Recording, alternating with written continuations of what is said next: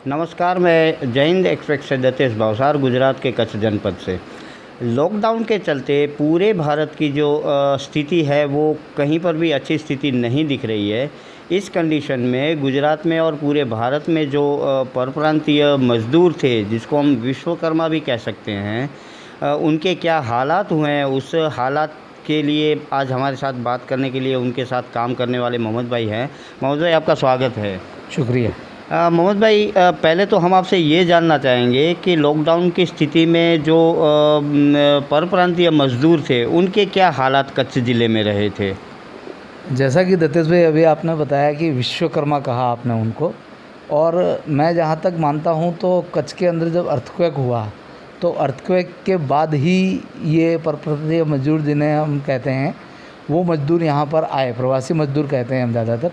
ये प्रवासी मज़दूर यहाँ पर आए और इनकी वजह से मैं ये कह सकता हूँ कि कच्छ का नवनिर्माण हुआ और कच्छ विकास की रास्ते पर चला। और आज जो हालात हुए कि मुझे अफसोस के साथ कहना पड़ता है कि कच्छ के विकास में पूरा अपना तन मन से योगदान देने वाले मज़दूर आज हमारे मुल्क से, हमारे शहर से वो भूखे प्यासे नंगे बिना पैसों के वापस यहाँ से हमारे मुल्क से जा रहे हैं। तब मुझे बहुत दुख होता है कि इनकी जो हालत है उसके लिए मौजूदा सरकारों ने जो कुछ किया वो काफ़ी नहीं है। बहुत कुछ करना चाहिए था और कच्छ के जो भी लोग हैं, ज़िम्मेदार लोग हैं, उन्हें भी बहुत कुछ करना चाहिए था, मगर उन लोगों ने ऐसा कुछ उनके लिए नहीं किया। मोहम्मद भाई, बात करें तो 2 महीना लॉकडाउन बहुत ज़्यादा चला, क्योंकि वो रोज़ कमाने और रोज़ खाने वाले थे। लिहाजा उनके पास ना ही भोजन की कोई व्यवस्था होगी, ना ही पैसे की व्यवस्था होगी। तो उस कंडीशन में आपके पास कैसे कैसे लोगों के प्रश्न आए और उनका क्या समाधान हुआ, आप हमारे दर्शकों को अगर बता पाएँ तो। जी सर, यहाँ पर लॉकडाउन शुरू हुआ और देखा जाए तो ये मज़दूरों को एक तरीके का ये मालूम नहीं था और ना ही किसी और को मालूम था कि ये अचानक से कल से पूरा देश बंद हो जाएगा। एक दिन के लिए जनता कर्फ्यू का ऐलान हुआ था, सारी जगह पर पुलिस लग गई थी और लोग अपने अपने घरों में बैठ गए थे।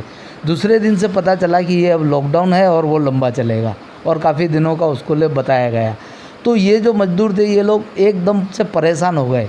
लेकिन हुआ ये कि कुछ स्वैच्छिक संस्थाएँ, कुछ पीडीएस से, कहीं ना कहीं से लोगों ने इनको किट का इंतज़ाम करके दिया।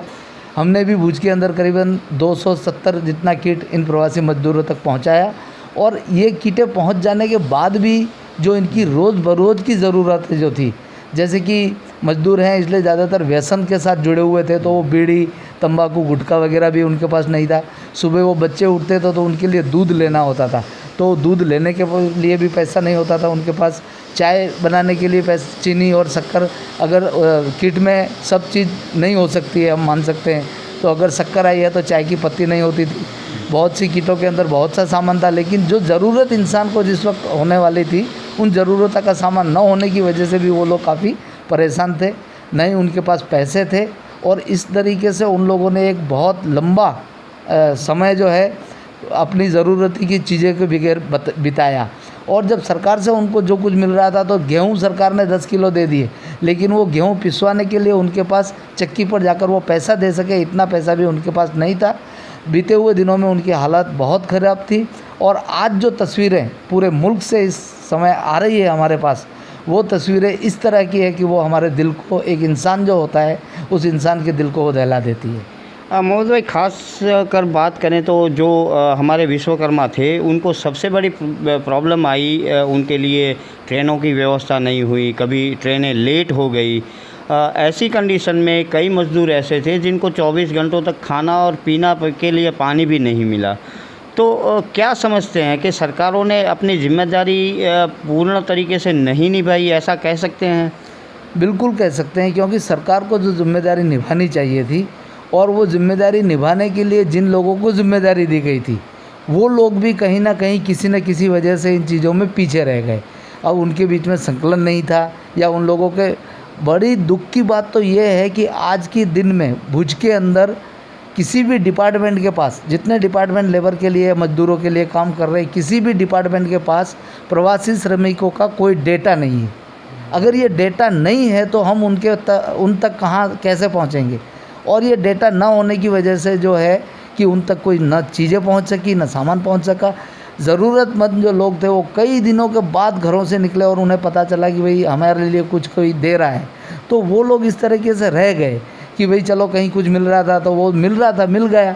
लेकिन जो लोग सड़क के किनारे हैं उनको तो किसी न किसी ने दे दिया, लेकिन जो प्रवासी मजदूरी हैं जो कहीं किराए के मकान में रह रहे हैं या कहीं बहुत दूर रह रहे हैं, आपके मेरे पड़ोस में रह रहे हैं, तो मुझे मालूम ही नहीं था भाई किराए के मकान में रह रहा है, इसको ज़रूरत नहीं होगा, लेकिन वो डर से भी ना निकला और न ही उसके पास कुछ था, न ही उसने किसी के पास हाथ लंबा किया।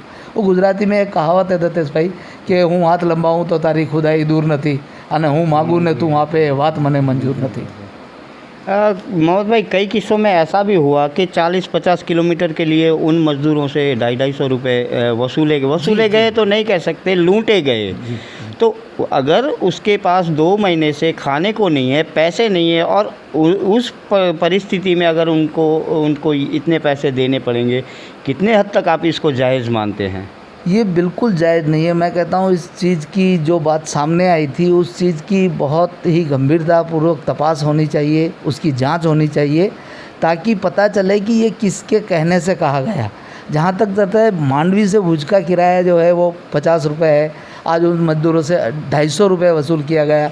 वो मज़दूर जिनके पास कई दिनों से अपने बच्चों को खिलाने के लिए पैसा नहीं था, ऐसे मज़दूरों के पास से 250 रुपये वसूल किया गया। भुज से गांधीधाम कोई प्राइवेट बस के अंदर गया है तो उन मज़दूरों ने भी बताया कि उनके पास से 280 रुपये लिए गए। ये किसी हद तक जायज़ नहीं है। इसके लिए जो भी ज़िम्मेदार हैं उनके सामने उन्होंने किसके कहने से ये किया और उन पर कार्रवाई होनी चाहिए। मोहम्मद भाई, एक अंतिम बात करके मैं आपको जाने दूंगा। कई किस्सों में ऐसे हुए हैं कि 40 या 45 के करीब ट्रेन ऐसी थी कि जो मज़दूरों को लेके निकली, ए डेस्टिनेशन पे जानी थी और वो बी डेस्टिनेशन पे पहुंच गई।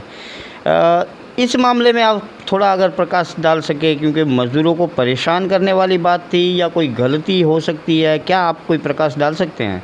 पिछले 2 दिनों से इन बात को जब जानने में मिला तो मुझे ऐसा लगा कि ये ट्रेनें उतर कर क्या सड़क पर चली गई थी, कि सड़क पे आदमी अपना रास्ता भूल सकता है या जो सड़क पे चल रहा है वो गाड़ी रास्ता भूल सकती है, लेकिन ये ट्रेन पटरी से किस तरीके से रास्ता भूल गई, ये इस सरकार के अंदर ये हो सकता है।